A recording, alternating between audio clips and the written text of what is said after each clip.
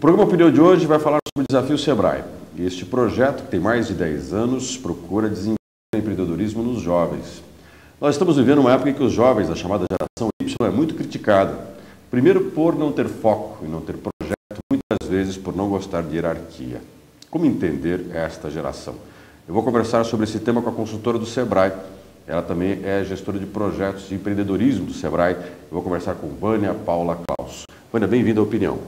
Eu que agradeço a participação e vamos conversar um pouquinho então, sobre esse projeto do Sebrae, sobre essa nova geração, que o Sebrae também está se preparando para conseguir atendê-los, né? E como é que para você é essa geração? Porque você coordena, entre outras coisas, o Desafio Sebrae. Você está planejando esse desafio. Esse desafio envolve jovens, que a gente tem esse foco neles de preocupação. E desenvolver empreendedorismo, em que já tem a fama de não gostar muito de ser focado. Como você avalia essa geração? Essa geração realmente ela recebe críticas, por essas características que você já citou. Mas além disso, Gilson, eles também têm pontos muito positivos e que podem contribuir muito para o empreendedorismo. Eles são jovens que são conectados, sempre à internet, eles têm uma rede de relacionamento muito grande, porque as redes sociais, a própria internet proporciona isso. E isso é uma característica importante também para ser empresário, Então, busca de informações. Então, também tem o outro lado. Eles são criticados, mas também tem características que podem contribuir bastante para o lado empreendedor. Esse caso da internet, por exemplo, quando você fala que eles têm muitos contatos, nós pensamos sempre que os conteúdos que eles desenvolvem nesses contatos não são lá muito úteis. Mas é possível aproveitar esse mecanismo, esses contatos, e transformar isso numa grande oportunidade?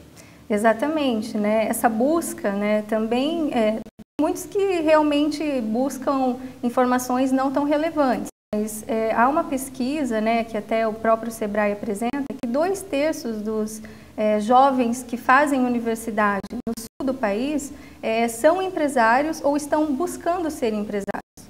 Então, isso é uma característica que mostra que essa rede de contatos podem também favorecer esse lado empreendedor. Isso é completamente diferente da minha geração, por exemplo. Se formava para arrumar um trabalho numa empresa e ser um colaborador de uma empresa para o resto de nossas vidas. Isso mesmo. Então, essa pesquisa mostra que essa realidade está mudando, Acho que até por essa característica que você disse, que essa geração não gosta muito de hierarquia, então eles estão buscando ser donos do próprio negócio para que eles possam liderar pessoas e não serem liderados. Ou seja, ser um patrão e não ter um patrão é o objetivo deles. E é um dos objetivos. E também essa geração tem outras características que também são importantes. O que a gente precisa pensar assim, tem as características necessárias para se ser empreendedor, Como o empreendedor tradicional, inovação, o planejamento, buscar sempre novas oportunidades de negócio. E essas características da geração Y, podem favorecer também aliar a essas outras características que o empreendedor necessita. Que nem sempre eles têm, como por exemplo planejamento, quando você fala. E aí é que entra o papel do Sebrae, Então nós temos um projeto chamado Educação Empreendedora, porque nós sabemos que quanto mais jovens as pessoas começarem a receber informações de empreendedorismo, maior a oportunidade, maior a possibilidade de serem empresários e empreendedores de sucesso. Nós vamos falar sobre o Desafio Sebrae, mas você tocou num assunto que me interessou. Se um jovem, como você colocou, 2/3 dos que estão estudando no sul do país, universitários, têm interesse em serem empreendedores, eles podem procurar o Sebrae muito antes de pensarem, por exemplo, ou de terem o Desafio Sebrae, ou muito antes de terem o empreendimento que eles desejam ter. É possível você estudar, então, antes mesmo de ter a ideia do que você quer atuar, de como se preparar para ser empreendedor? Quanto mais jovens, as pessoas começarem a buscar isso, a entender o que é ser empresário, vai ficar mais fácil para elas se desenvolverem. Então, o Sebrae, pensando nisso, nós também não esperamos apenas esses jovens, até mesmo crianças, nos procurarem. Então, nós temos o projeto de educação empreendedora, no qual nós também vamos em escolas, nós também vamos em universidades, para levar o empreendedorismo até eles. Qual a idade que vocês atuam, por exemplo? Se eu pensar um teto, um parâmetro mínimo de idade que vocês atuam? Nós estamos começando com um projeto na educação fundamental. Então, nós estamos em uma fase no qual estamos treinando professores para que eles estejam aptos a apresentar o empreendedorismo para as crianças. Como isso funciona? Como é que é treinar professores, como é que você pega uma criança de 12 anos, vamos pensar aí, 10 anos, 12 anos, e prepara o empreendedorismo nela? Então, todo um projeto por trás disso, onde nós envolvemos esses educadores, envolvemos consultores e todo um trabalho, todo um planejamento em cima disso, né? Ainda não começamos a aplicação disso, mas estamos em fase de construção, pensando que o Sebrae também precisa se preparar para atender essa nova geração. Qual o conteúdo que se trabalha quando você pensa em fazer empreendedor um jovem de 12 anos? É o empreendedorismo mesmo. O que é ser empreendedor? Quais as características? O que ele desde pequeno pode buscar para começar a despertar? Exatamente. Na escola, por exemplo, né? Quais são as atitudes que ele pode ter com relação aos amigos, a rede de contatos, mostrar também que a internet pode ser usada não só para conversas, né, amigos ali, mas também para se formar um contato, né, que pode ser importante para o futuro deles. Então, tudo isso vem sendo trabalhado. Ou seja, enxergar na vida deles oportunidades.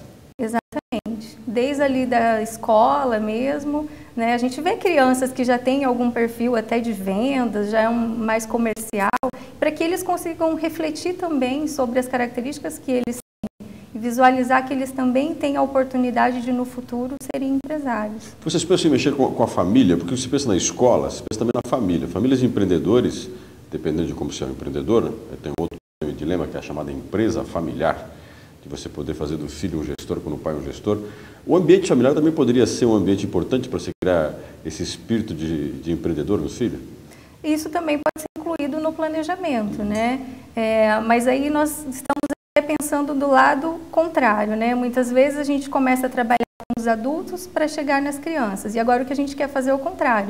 É levar a criança, né? Trabalhar a criança para que ela leve esse espírito também, de repente, para a família, para os pais. Existe um limitador, quando você fala de trabalhar nas escolas, de todas as rendas, escolas públicas e privadas, ou existe um foco nesse primeiro momento, por exemplo, nas escolas privadas ou nas escolas públicas? É um projeto, como eu disse, que está em construção, mas pretendemos trabalhar com os dois focos. Então não existe aí para vocês um público restrito? Não. Todo mundo pode ser um empreendedor? Todo mundo pode ser um empreendedor. Bom, aí vocês montaram o Desafio Sebrae, que tem mais de 10 anos, é isso? Tem mais de 10 anos. Esse Desafio Sebrae mudou ao longo do tempo. Eu queria que você falasse um pouquinho qual é a história desse Desafio Sebrae e como é que é essa relação de ter construído um desafio que depois de 10 anos deve ter uma série de dados e resultados que já ajuda a avaliar um pouquinho se ele deu certo ou não, aonde deu, o que é interessante mudar ou não. O Desafio Sebrae também faz parte do projeto de educação empreendedora do Sebrae. E ao longo desses anos, né, só para a gente ter uma ideia, assim, o primeiro Desafio Sebrae, que foi no ano 2000, nós tivemos 800 inscrições no Brasil. Né? Então, acho que o primeiro dado significativo seria esse. Em 2012, nós tivemos 153 mil. Então, já é uma mudança incrível. Né? Ao longo dos anos, nós fomos melhorando a forma de levar o Desafio Sebrae para as instituições, as parcerias que nós fizemos e também o jogo em si. Né? Uma grande mudança, por exemplo, antigamente era necessário que o jogo fosse baixado em um único computador, os alunos precisariam se reunir em torno desse computador para tomar as decisões. Hoje não, hoje já é todo online, cada um pode estar na sua própria casa, eles interagindo entre eles com as mídias sociais, tomar a decisão e acompanhar o jogo cada um do seu próprio computador. Vamos esclarecer um pouquinho para o nosso telespectador, Vânia, o que é esse jogo? Quando você fala de um jogo, é uma simulação de uma empresa. Exatamente. É um jogo no qual eles vão ter que ser empresários, vão ter que vivenciar o dia a dia do que é ser empresário. Então, eles têm lá o setor de marketing, o setor de produção, o setor de RH e a diretoria. E dentro de cada área dessa, eles precisam tomar decisões, baseado no que o mercado apresenta, né, e o jogo apresenta isso. Né? Então, o jogo vai simular se o dólar está em alta, está em baixa, se houve queda, de repente. Por exemplo, o tema desse ano foram frutas tropicais. Então, o jogo vai mostrar, houve aumento do preço dessas frutas e é como se tivesse fatos que mudassem, como muda numa empresa do dia a dia. Uma hora tudo bem, parece que as coisas estão andando muito bem, e um fato negativo pode surgir, você tem que tomar uma decisão. Exatamente. E aí vem o trabalho em equipe. Né? Então, eles podem formar equipes multidisciplinares, não precisam ser todos da mesma faculdade, inclusive. Então, é bacana até essa interação competição entre eles. E entra o trabalho, né, assim, de um ter que respeitar o outro, aproveitar os talentos de cada um para que a decisão seja tomada da melhor forma possível. Quanto tempo demora esse jogo? Ele se iniciou agora, né, e ele vai até novembro. Então, ele acontece em 5 fases, sendo que são 3 fases virtuais, né, essas simulações, e 2 fases, Gilson, são presenciais. Então, esse ano, a semifinal e a final vai acontecer na Bahia, e daí os estudantes vão estar lá, presencialmente, competindo entre eles. Vamos retomar um pouquinho o que você colocou. No começo foram 800 no país todo. Aí você falou um número de quantos tem hoje participando do Desafio Sebrae deste ano. Qual é o número que você colocou? De participantes desse ano? 153 mil. Aí todos estão inscritos, mas vai haver uma seleção. Isso. A primeira seleção é quando? A primeira seleção, é porque assim, isso faz parte do jogo também. Não é revelado, assim, não tem data certinho. Ah, a qualquer momento eu posso... Tem as fases, assim, Sim. vai encerrar a fase 1, 2 e 3. Agora, quando elas vão encerrar? Tudo isso faz parte do jogo, porque assim, eles simulam um mercado mesmo. Até essa foi uma das questões que eu fiz para a coordenação estadual hoje. E ela comentou comigo assim, a gente não pode fazer isso porque no mercado não é assim, você não vai saber quando você precisa tomar uma decisão. Então, também faz parte do jogo essa questão da novidade, deles estarem o tempo inteiro conectados, né, todos os dias acessar o jogo para ter essa informação. Nessa decisão, alguns continuam e outros não. Exatamente. É uma competição. Além deles estarem sendo empresários ali, vivenciando a prática do empreendedorismo, eles também estão competindo, assim como no mercado, que tem os concorrentes. Então, essas equipes que podem ser formadas de 2 até 5 participantes, eles são concorrentes entre si. E aí, quantos desses avançam numa primeira etapa, numa segunda etapa? Existe a final estadual e existe a final nacional. Então, 2 equipes do Paraná são vencedoras no estado e essas 2 equipes vão para a final nacional. Então, aí lá na final nacional são 8 equipes do Brasil e uma equipe será vencedora. Exatamente. Estou conversando com Vânia Paula Claus, estamos falando sobre o Desafio Sebrae. No nosso próximo bloco vamos desdobrar um pouco mais como esse jogo do Desafio Sebrae e os efeitos que ele já ocasionou nos jovens universitários nesses mais de 10 anos. Daqui a pouco a gente volta. Pensou caminhão? Pensou Ford Caminhões. Venha conferir a nova linha Cargo 2012 na Conrad Caminhões. O seu distribuidor Ford Caminhões para Maringá e região. Modelos novos, seminovos e assistência técnica especializada com profissionais treinados na fábrica. Peças genuínas Ford com garantia e plantão 24 horas. Entregue seu Ford nas mãos de quem conhece. Ford Conrad Caminhões, Avenida Colombo, em Maringá.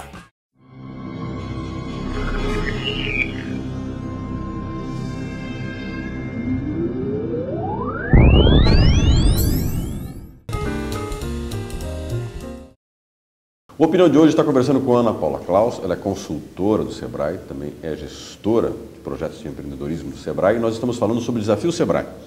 No Desafio Sebrae, a Ana Paula estava comentando sobre as fases, né? Você tem mais 5 fases, tem decisões a serem tomadas, vai ficando cada vez mais complexo o jogo.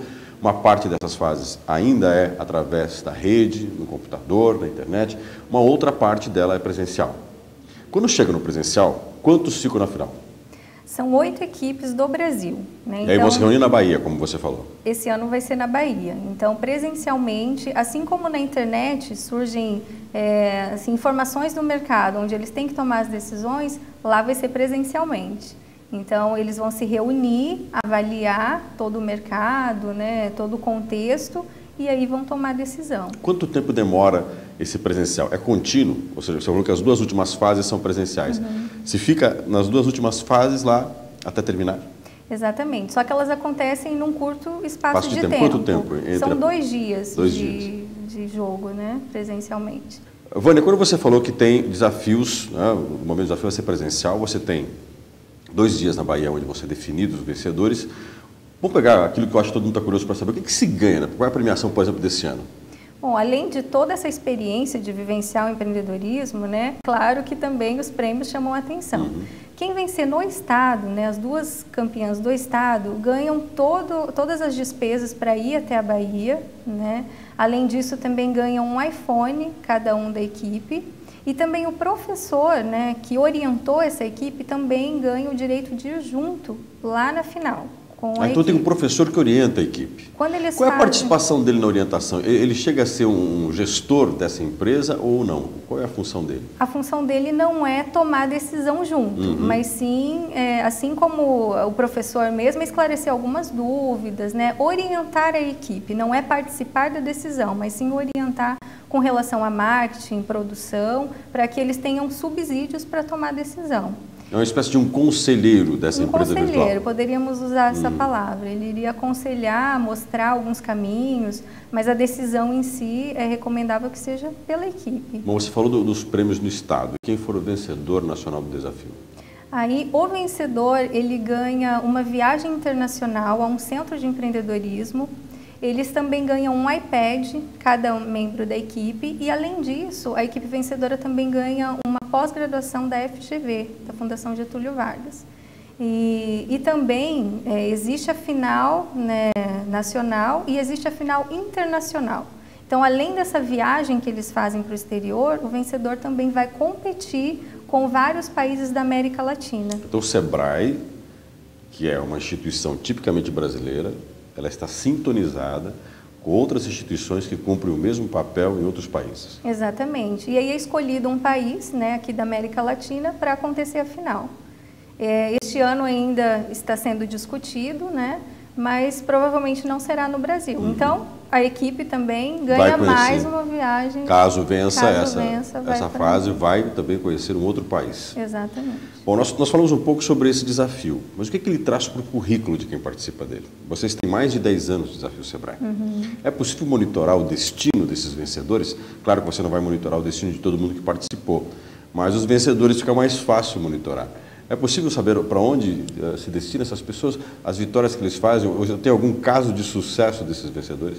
Nós estamos até em busca desses casos, né? Porque ao longo desses 10 anos, com certeza, inúmeras histórias muito interessantes, equipes que de repente ali entre eles encontraram sócios. A gente ouve falar muitas histórias, mas nós estamos até em busca dessas pessoas para que nós possamos entender um pouco mais a diferença que o desafio fez na vida delas. Mas professores nos relatam muitos casos interessantes, né? O desempenho dos alunos que melhora, a visão de mercado que é ampliada.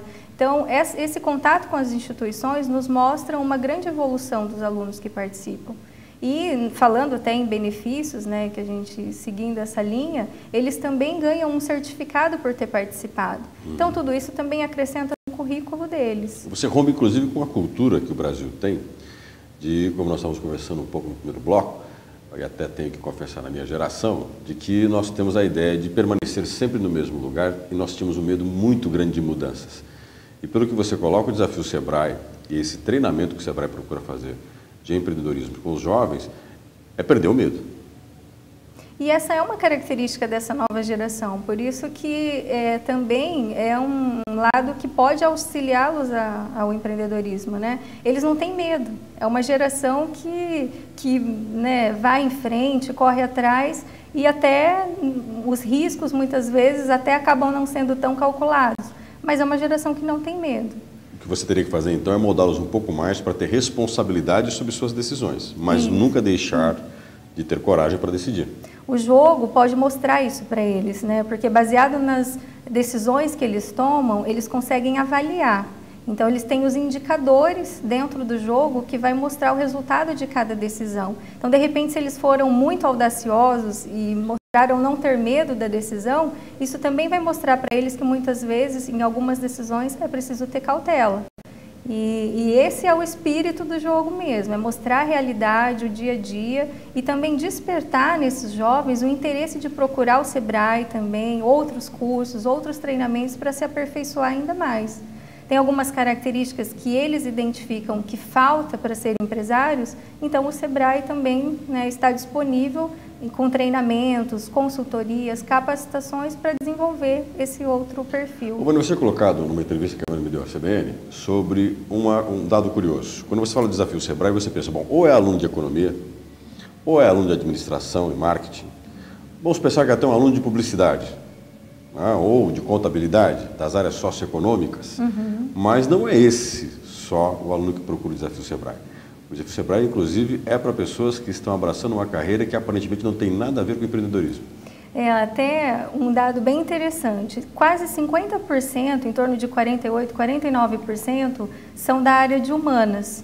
A diferença é da área de exatas, envolvendo todas as áreas. As engenharias são muito presentes no jogo. Esse ano nós tivemos muitas inscrições da agronomia, por exemplo. Então é curioso. Nutrição também, vários inscritos, um pessoal muito animado, muito dedicado. E também tem aquela questão deles formarem equipe entre cursos diferentes. Com uma diversidade de formação. Assim como numa empresa, né? Tem vários profissionais. E ali também eles têm a possibilidade de uma mesma equipe ter um nutricionista, um agrônomo, um administrador. Com esse tema de vocês, que são fruta tropicais esse ano, ter um nutricionista seria fantástico. Fantástico, e realmente despertou o interesse nesse pessoal, tivemos muitas inscrições, e como nós vamos nas instituições, eu mesma estive presente, né, a gente realiza as blitz para divulgar, de sala em sala, a gente percebe muito entusiasmo por parte deles. E os nutricionistas, tivemos até histórias que sentaram lá com a gente, realmente já até pensando nos prêmios que iriam ganhar. Então, realmente não é só para a área de administração, contábeis e economia. Já teve vencedores que não eram dessa área? Já tivemos, sim. O pessoal da engenharia já foi vencedor e outras áreas também. Ao longo dos 10 anos, a gente percebe que não foram só as áreas de administração, economia que venceram o desafio. Quando você fala de empreendedor, agora para a gente tentar dar estamos indo para a parte final da nossa entrevista e dar uma conclusão a ela. Nesses 10 anos que vocês fizeram, existe uma conclusão do trabalho. O projeto mudou muito. O Desafio Sebrae vai ter alterações. Em que momento vocês falam, bom, acertamos ou erramos em algumas formas de organizar o desafio? Todo ano, nós temos um momento que nós refletimos o que deu certo no ano anterior e o que precisa ser melhorado. Então, é um trabalho de melhoria contínua. Então, essa evolução do próprio sistema, da forma que o jogo é oferecido, tudo isso, para todo ano a gente faz alguma alteração e alguma melhoria. Então, esse ano, por exemplo, as equipes no ano passado, elas poderiam ser formadas de no mínimo 3 pessoas. Mas nós acompanhamos o mercado e vemos que 2 sócios, uma empresa. Então, nós abrimos também esse ano, a partir de 2 pessoas já poderiam jogar. Mais pessoas, em determinado momento, poderia atrapalhar a própria decisão do jogo. A dinâmica do mercado, ela muda muito, né? Tem empresas que têm milhares de funcionários e outras empresas são pequenas, 2, 3 pessoas. Então, a gente tem que acompanhar isso também, essa mudança no mercado. Uma curiosidade, Vânia. Nós temos, numa juventude como a nossa, muito egocêntrica e individualista, montar uma equipe de 5, 4, 3 pessoas para gerenciar uma empresa. Deve surgir entre eles um líder. Calculo que alguém acaba tomando as decisões para poder dar certo encaminhamento a isso. Uma curiosidade, existe alguns momentos que você calcula que a perda do jogo por conflitos, surgem líderes dentro dessa liderança, dentro dessa gestão? É importante que dentro de um grupo desse surja alguém que coordene isso?